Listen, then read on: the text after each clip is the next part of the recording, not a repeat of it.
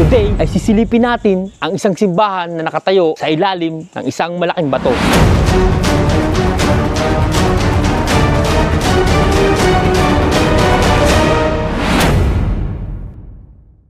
Noong unang panahon ay masukal at napapaligiran ng mataas na puno ng kahoy ang kuwebang ito na kung tawagin ay simba-simbanan na pinaninirahan ng mga mahihilap na hayop tulad ng kwago, paniki, kabag, ahas at iba pa, at silungan ito ng mga hayop tulad ng baka, kabayo, kambing at iba pa kung panahon ng tag-ulat. Bago namin marating ang simbahan ay kailangan namin maglakbay ng mahigit 1 oras papunta sa San Gabriel, Laurel, Batangas. Kahit medyo malayo ay sulit naman ang pagbiyahe dahil napakaganda ng tanawin na madadaanan mo papunta dito. At sa amin niyang paglalakbay ay nadaanan namin ang napakagandang view malapit dito sa Taal Volcano. So mga kaponyo, bago natin marating ang simbahang bato ay madadaanan natin dito sa may hillside. Baywalk dito sa may Agoncillo, Batangas. Dito sa kinakatayuan natin ay matatanaw agad natin yung Taal Volcano. Kita nyo naman, napakaganda ng hugis ng bundok na ito. At dito naman sa kabilang side ng lugar na ito ay makikita natin yung mga fish cage na ginagamit ng ating mga mangingisda, kung saan dyan nila nilalagay at kinukulong yung mga nahuhuli nilang isda. At ito, kita nyo, pinapaganda nila yung daanan punta dun sa may simbahang bato. So napakaganda ng tanawin dito, kahit ako na-amaze ako dito sa lugar na ito. Hindi pa man kami nakakarating sa aming destinasyon ay busog na ang aming mga mata sa magagandang tanawin dito sa aming dinadaanan. At dahil nasa gilid ng lake ang kalsada ay tanaw na tanaw namin ang ganda ng Taal Lake at mga kabundukan na malapit dito.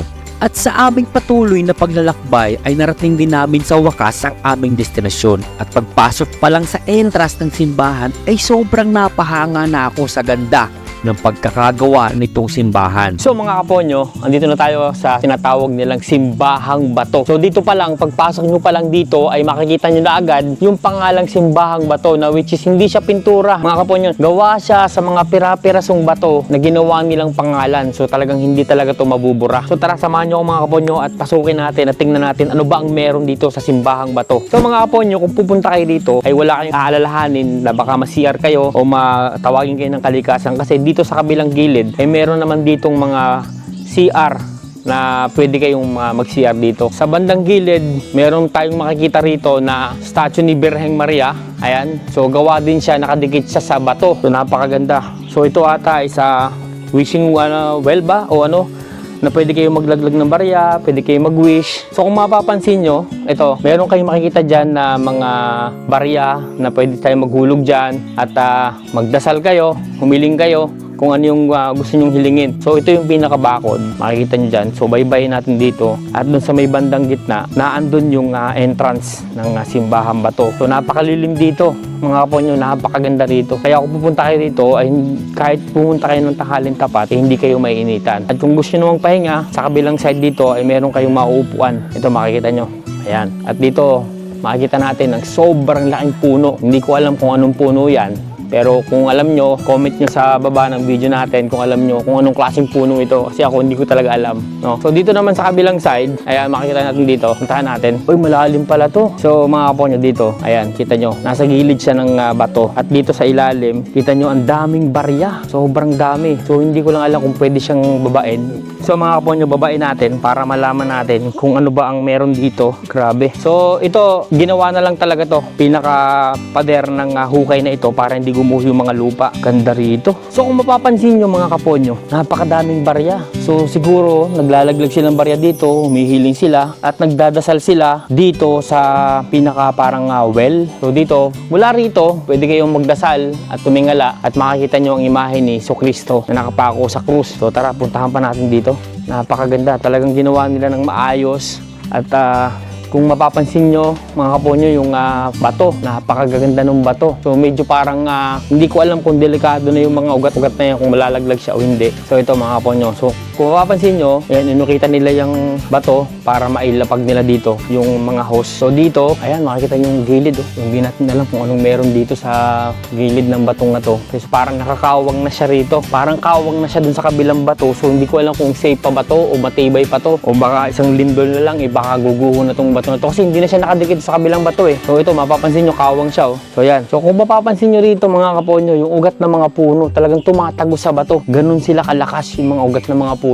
Napakaganda rito. Itong lugar na to, hindi siya gawa ng kalikasan. So ginawa siya ng mga tao, nilagyan niya ng pader to para yung lupa ay hindi gumuho. At sinimento nila yung paligid para dito ay maghumiling. So tara, puntahan natin yung mismong simbahan mga kaponyo. Tara. So mga kaponyo, ito yung kabuuang simbahan. So dito sa gilid, marami tayong makikita na mga imahe. At yan, nilalagyan nila ng marka. So napakaganda. Sinasabit nila sa gilid ng bato itong simbahan na to. So napakaganda ng simbahan na to kasi sa lahat ng simbahan, kakaiba siya. Kasi ito lang yung simbahan na gawa at nasa ilalim ng isang malaking bato. Which is, kung titingnan nyo mabuti dito, talagang kuweba siya na pwede talagang lagyan ng gawing simbahan. Kasi ibabaw, tingnan nyo, meron ng mga paniki. Kung naririnig nyo yung mga paniki, ang daming paniki talaga. So dito naman, mga po nyo yan, dito yung estatwa ni Mama Mary. At ito, sa likod ng krus, may makikita tayong parang hukay pa. So hindi natin alam kung anong meron dito sa ilalim ng hukay. So yan. So malamang pagdating ng mahal na araw, sigurado punong-puno ito. So ngayon, wala masyadong tao dahil hindi siya weekends. Pero kung nagkataong linggo, sigurado sobrang daming tao. So kung mapapansin nyo, ito yung mga ipot ng paniki. Ayan o. So yun, sa taas, daming paniki. Sobra. So napakaganda. So ngayon naman, mga kapo nyo, ito yung pinaka-altar. So pag may misa, dito yung pare at dito sila nagdadaos ng simba o pagmimisa. So same thing lang. Ayan, kung mapapansin nyo rito, ginawan talaga nila ng espasyo, inukit nila yung bato para mailagay yung mga imahin ng Birhen Maria. Napakaganda. Talagang mawiwili kayo sa makikita nyo. Yun nga lang, ingat-ingat lang tayo kasi may mga ibon sa ibabaw na pwede tayo malaglagan ng kanilang dumi. So dito, same thing lang din, mga kaponyo yan. Meron dito din na sinabit sila na may mga ibig sabihin yan sa gilid ng bato. So malinis yung lugar. In fairness, napakaganda. At talagang pwedeng maging tourist spot dito sa Batangas. So napakaganda. So nagkataon lang talaga na walang tao ngayon dahil hindi araw ng linggo. So dito naman sa kabilang side, dito nagtitirik ng kandila yung ating mga kababayan na pumupunta dito sa simbahang bato. Kung mapapansin nyo, ayan, meron pang mga kandilang nakatirik dito. Dito naglalagay ng kandila yung mga kababayan natin na sumisimba dito sa simbahan sa ilalim ng malaking bato. So mga kaponyo, kung gusto nyo pong pumunta dito sa simbahang bato, matatagpuan po ito sa Laurel, Batangas. I-search nyo lang po sa Google Map at ituturo na po ang daan papunta po rito. Napakaganda po at napakatahimik. Kung gusto nyo pong magsimba sa kakaibang simbahan, ito lang po ang nag-iisang simbahang bato dito po sa Batangas. Sa aming pag-ikot sa simbahang bato ay nakilala namin ang nangangalaga dito. Kaya nagtanong na rin kami sa kanya para makakuha kami ng ibang impormasyon tungkol sa simbahan. Saan na kayo po ang tagapag-alaga dito ng simbahan? Opo. Ilang taon na po yung simbahan na nabuo po yung simbahan dito? Ayan po yung sa Pulmura Igay, kaya la ay nung gawin 1974. Ibig sabihin na dyan na po yung mga krus, lahat. Ay, inunong sa Pulmura po. 1974. Pakatagal na. Di bali ilang taon na po siya, halos parang nasa 30 plus na ano po. Tatlong dekada na pala. So, nung nagtupong simbahan na to, paano po ito nabuo? I mean, Ginawa po yan ng matatanda sa una, unang matatanda. Yung kaunahang tao sa dito, dito po sa Laurel, Batangas. Ano pong barangay ito? San Gabriel. San Gabriel po. So, yung pong lugar na yan, yung bato na yan, sa pulpo, ganyan na talaga ang itsura niya. Tapos, Ang binago lang itong dapag na ito, ginawa. sinemento po. Ano pong itsura niya nung kauna-unahan? Yung mga batong malalaki na lugak-lugak yan. Yung parang buo-buo dun sa sa lupa. Mga puno kahoy. So bin. Yan higubat noong una. Gubat. Inikandungan ng mga kambing. Pero yung tao pong nagsimula, sino po yung kauna-unahang tao nagsimula kung may naalala po kayo? Wala akong alam. Hindi niyo po alam kung sinong ano. Pero ngayon po, sino po yung parang pumupunta dito ngayon para magmisa?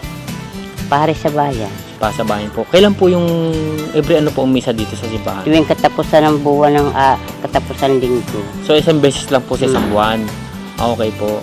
So yung mga pumupunta po dito, Meron po ba mga pinagbabawal kayo dito pang pupunta? Wala. Wala naman. Yung laang pagsisigaryo din sa loob ng simbahan. Bawal. Kahit naman po siga, respeto na lang talaga, ano, yung pagsisigarilyo. Halimbawa, mag-iingay, sinasangka namin. Kapag po may simba. Maingay sa loob. Okay po. Pero ito po, ang tawag talaga nila dito ay, Simba-simbahanan, bato. Ay, nung una yan, ay simba-simbahanan. yung pong unang tawag. Oo, tawag. Nung gawin naman, simbahan, bato. Simba-simbahanan. So yung kauna-unahan pong pangalan. Pangalan ni simba-simbahanan. Pero sa Ibris Misa po, marami pa rin po pumupunta. Lalo pag-araw nga na linggo, ang tao ko dito, pag linggo, lalong madami. Kaya marami lagi tao dito pag-araw ng nagmimisa. Dito talaga sila nagmimisa. Pero yung pong wala pong may-ari nito o Na lahat. wala, lahat po open po ito for public talaga. Okay po. Napakaganda talaga ng Pilipinas at napakarami pang mga magagandang lugar ang hindi pa nakikita ng maraming Pilipino. Kaya samahan niyo ako sa bawat paglalakbay para makita natin ang natatagong ganda ng ating bansa. Dahil pwede nating gawing posible ang imposible.